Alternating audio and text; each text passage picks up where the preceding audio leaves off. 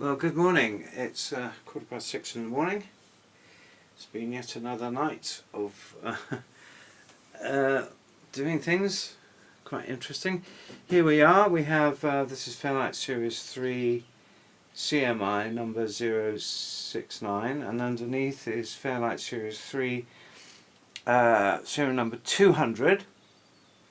And here's an external hard drive. There's two hard drives in here. And what I've got to do now with this baby is we've got 8 stereo voice cards, or I've only got 7 in here at the moment, and I've got a slight problem with the second card, which is voices 3 and 4. So it's not working as it should, and it might actually be pulling down the system, as they say. It might be creating some problems with the I don't know, memory. The wonderful thing about Fairlights is they're not normal, okay? And nor are the people who own them. Yes, that's true. So what I've done is I've taken out, that's the ribbon card for number 8, and I've just taken out this ribbon card for number 2. So I did it wrong initially, and I left in. Yeah, I got it wrong way around. But so this is take 2, and yeah. So now I'm going to switch on, and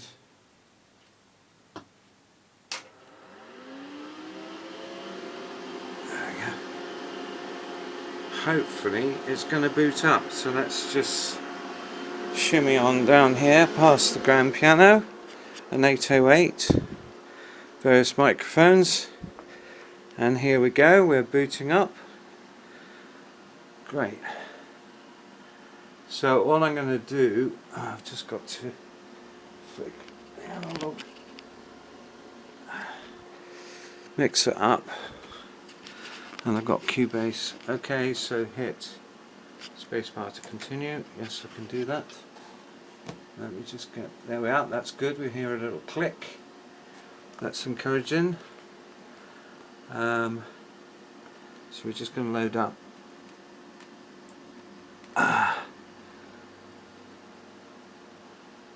Well, first of all, I'm just going to load up a sine wave, and then I'm triggering it from Korg Kronos. Actually, this is a Kronos, just a little one. I love it. Here we go. Back to Fairlight land. So I've got right, that's Roger, that's me. So I'm just going to create a, that's VCT, just call it T. So that's just created a sine wave. Show you the sine wave. That's a test.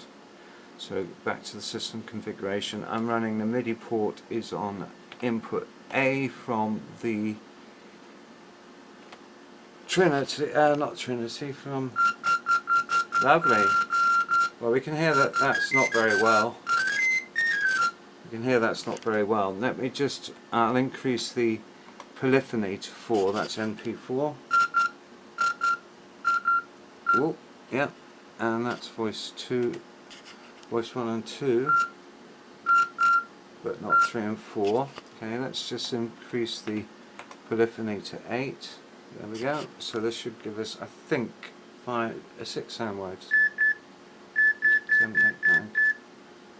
Yep, that was as predicted. Let's just look at this little meter. There we are. Voices. I've taken the ribbon cable out of that one, so it's not working. Awesome distortion, isn't there? So let's just put it up to the maximum it can be on this system, because the 2 voice cards missing, and I pre-queued. Yeah, there we are. Oh yeah, look, I can do another 2 voices, so I can go up to MP14. So that's got a polyphony of 14 notes. Ooh, a bit of distortion there. So bear in mind that this machine was made in 1984. Great. I'm really pleased with that. So let's just check if the audition is working. So this will become using channel cards 1 and 2. So this is a quick way of just firing the sounds off the hard drive to audition, to find the sound that you want, and then if you want the sound, you can load it actually into the memory, and the memory was 14 megabytes, then it went up to 28 megabytes, and now there's a 32 megabyte card, which I do have. So let's go down here. What we got? ABC drums. So we hit query, and it will tell us that this voice file has got. Sorry, camera work's not very good. Hit. There we are. There we are. So this voice has got 10 sub voices. That's right. Great. So one of the lovely things about this machine is it's got a processor in here, so it can pre-cue commands. So I've asked it to. Yeah, okay. Oh, fantastic. Well, it's playing out quite well. So what I can do is just control Q that, will stop that, and I just hit load and it's loading it in. So let's just have a look at the effects page, and it'll show each voice can have up to 64 sub voices. So it's just loading that. That was quick. Thank you. The effects page. You can see where we put all the samples. So.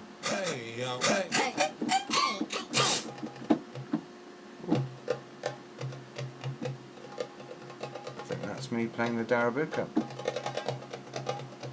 In fact, it is. It's me playing the Darabuka. That is not me singing. Nothing on that. Let me just. Yeah, I think we know that sound. There we go. Well, I'm really pleased with that. That's a result. Good. Thank you, Mr. Fairlight Series 3 CMI, serial number 069. Thank you. It's Roger. Roger. Good morning. It's the 25th of February 2023. Oh, so that's a nice number, isn't it? It's 225, 225 or 525. Oh, a nice number, isn't it? Good morning. And I'm here with my Fairlight CMI Series 3, serial number 069. So this was made in 84 or 85. So what I'm trying to do is I'm trying to compensate for the fact that I've got 2 channel cards currently not working. So that's, each channel card is stereo. There are 8 in the system. And I think actually it's only 1 that's not working. So I'm just trying to load up the original system file for the BBC1 series called 999, which ran for many years on a Friday night prime time, and I wrote the music for it. So the theme tune is actually was written using just this machine. Plus I think I used a little bit of Roland D50 and maybe a bit of a Korg wave station as well, plus real players. So I used horn player, cellist, trumpeter, and I think I used a real percussionist. Can't quite remember. So what I'm trying to do here is at the top of the tree is a system file. This system file can have up to 16 different instruments in it. Each instrument is called a voice. Each voice can have 64 sub samples, so you've got 2048 samples you can have running at any one time out of 16 outputs, either in mono or 8 stereos or combinations of monos and stereos. So I've found all the sounds, and now I just need to go through them and make sure that this system file's got all the sounds I need to recreate the theme tune. So instrument 1, I've got a good old kick drum. Then I've got this brass sound. Oh, so we can see the outputs are not very regular. So something up with 13. Could be control 7 volume. No, let's just try that.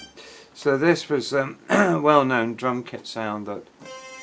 Oh, let me just. Yeah, so there's a problem with that guy. So I'll fix that in a minute. And here we should have a stereo drum kit, which is coming out the. Oh, it's coming out of 3 and 4. So it's stereo. So I'm going to have to move that. Okay, here we go. So I'll just unassign it. So that's NP0. So that's taken the. This is like the output mixer. And let me do the same with that kick drum, because I don't need that kick drum. Give that an NP0, so that's gone. Now I think, if I'm lucky, if I go back to this one and say MP2, it will come up and it will allocate it into 1 and 2. Ah, oh, yeah. There we go. Wow. Gosh, that's an old friend, isn't it? So what I'm going to do is I'm just going to make some changes to the router of the routing. So I'm just going to overwrite BBC999 underscore Feb 25. So I've now saved that. So we don't need that. Actually, don't need that bass drum sound there. So I'm going to load in its place. There was a. Well, there were two characteristic things. Well, there were lots of things about this theme tune. One was a ticking clock, which I need to find. In fact, let's put the ticking clock in place of this bass drum. Okay, so the lovely thing about this alphanumeric is you can pre-cue, about 30 different commands. So while it's doing the screen refreshing and loading things up and down, you can be ahead of the beat. So we need the tick-tock, tick-tock, there we are, tick-tock, there we go, load. Now let's see how it's laid out. Go to the effects page. This isn't a real-time effects page, I'm afraid. It didn't have DSP, but look at this. So tick-tock should be up there. Right, let's check control 7. Now we're going to have to change the output. That's all we're going to have to do. Yeah, it's not assigned to any output. So therefore, I'm going to just pop it out of output number 5. Output number 5. There. Right, that's got corrupted, hasn't it? That's not the tick-tock sound. Oh, no, something's not quite right there. So 5 isn't working very well. So let's just deassign that. The easiest way without using graphic pen is to do 0. And let's pop that in output 14. There we go. Oh, put one in there as well. Graphics tablet's a little bit wobbly, but it is quite old, remember? It's very old. So let's just try the tick-tock sound again. Yeah, there we are. Apparently used to frighten kids, this TV program. So tidy as you go. Let's just create that, save that system save. Now I need one more sound, which is of a high tremolando string sound. I know that this is a cymbal roll that's going out there, so while it's doing that I can then This is a roll. Yeah. Cymbal roll. I don't think we need that. I think it's more important that we get the high tremolo sound. So this was a high B, as I remember, because the piece is an E minor, but it actually modulates to E flat minor, a bit like a Doppler in itself. It's dee dee dee dee dee dee dee dee dee dee dee dee dee. It goes down a semitone, but actually overall the composition went down a whole semitone in the composing as well. So I had a Doppler in terms of the dee dee dee dee dee dee dee, but also I did it as well as the harmony of the whole piece, which is, yeah, it's all right. It's all right for a beginner. Now violins. What we need now is trem. Can you see trem? No, violins, trem. Okay, so we're going to have to shut this directory, and we go to here and open up the Fairlight directory. This is the standard Fairlight sounds. Okay. Then, thank you very much. So just the violins, trem. There we are. That's the baby. So just load that. Hopefully, let's have a look at it. It's a multi-sample, but I think I just use one note. Oh, maybe two notes. Yeah, because I used the fifth on the the opening, E minor. There we are. Instantly, that's Michael Burke going. All of tonight's stories are true stories. We've used actors and stuntmen, but everything is based on the things that happened. 999.